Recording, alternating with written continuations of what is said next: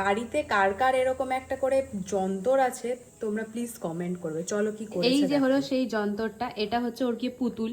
পুতুলটার অবস্থা তো শেষ। এই যে হচ্ছে আমাদের বাড়িতে এই ঠান্ডাকালে স্নোফল হচ্ছে, এই যে বাড়িতে ঠান্ডাকালে এই যে স্নোফল হয়েছে, এই হলো তার গিয়ে পুতুল। পুতুলটার অবস্থা তো পুরো বাজে, মানে কিচ্ছু নেই পুতুলটার, পুরো আধমরা করে দিয়েছে, মার্ডার যাকে বলে। দেখুন কার কার বাড়িতে এরকম একটা করে পিস আছে অবশ্যই কিন্তু কমেন্ট করবে। এই যে আমাদের বাড়িতে মহান পিস একজন, কি দারুণভাবে স্নোফল করেছে এই শীতকালে, এরকমভাবে স্নোফল, ওয়াও দারুণ।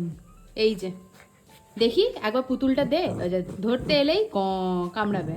পুতুলটার মুখটা পর্যন্ত দেখা যাচ্ছে না, এমন অবস্থা। একবার আপনাদের আমি পরে পুতুলটা শেয়ার করবো যে কি করেছে, জাস্ট দেখো। এই হলো গিয়ে আমাদের বাড়ির পরিস্থিতি, ওয়াও।